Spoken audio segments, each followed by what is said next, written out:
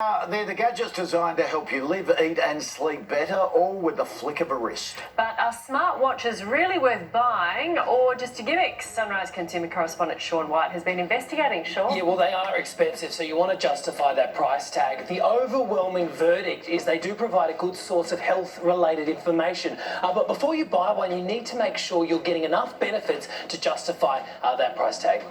They can monitor your fitness, sleep and help you when you need it more than ever. Without the watch, the ambulance would not have been called, and I don't know how long I could have potentially been lying on the floor for. Australians have a huge appetite for wearable technology, with a total of 1.2 million smart wrist wearables sold in the first half of 2019. But if you're thinking of buying one, there's a lot you need to consider.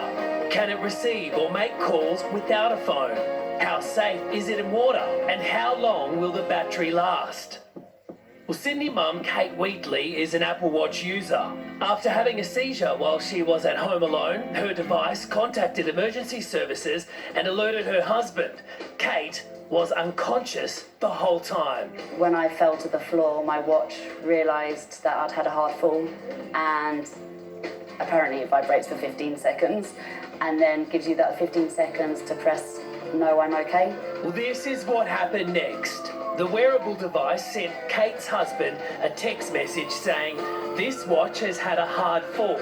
We've called emergency services." Plus, a screenshot of Kate's exact location. A pre-recorded audio message was also left with 000, who then dispatched the ambulance. Apple remains a leader in the Australian market. Its latest watch, the Series 5, comes with new features such as an international SOS mode and a compass that aids navigation. Elise Wicello and Daniel Conn are head trainers at Hustle Boxing. Well, they're going to test out Samsung's Galaxy Watch Active 2, which will be released next week. It has health sensors on the back, which take in readings fast, so users get almost instant details on their heart rate and calories burned. I guess sometimes it's hard to sort of see where you're at. You might feel a little bit tired in the morning and a little energized, so I love being able to track how much I bring my heart rate up. It also helps to track real-time stress levels through the Samsung Health smartphone app.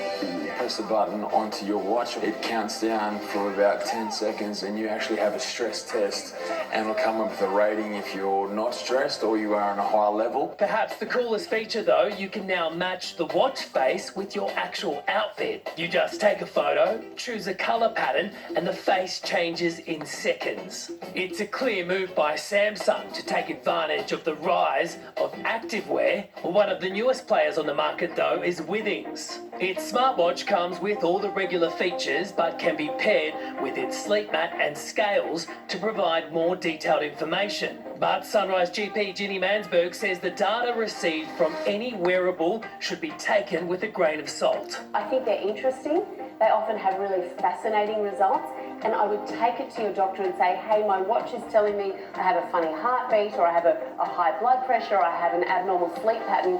Do I need a proper test by way of following up? Well, Sunrise tech expert Val Quinn has two other recommendations for consideration. Fitbit, which has a range for all ages, and Huawei's GT2. It's unusual that a smartwatch can last 2 weeks, but that's exactly what Huawei's Watch GT2 can do. But before you part ways with any cash, Val says no matter what watch you buy, you need to ask yourself a few questions. Get a sense of how durable it is, check how much it might cost to replace the screen, and also check that the text isn't too small for you to read. Lastly, consider your privacy. There's lots of data, and this is going to go to a company, so make sure you're comfortable with it.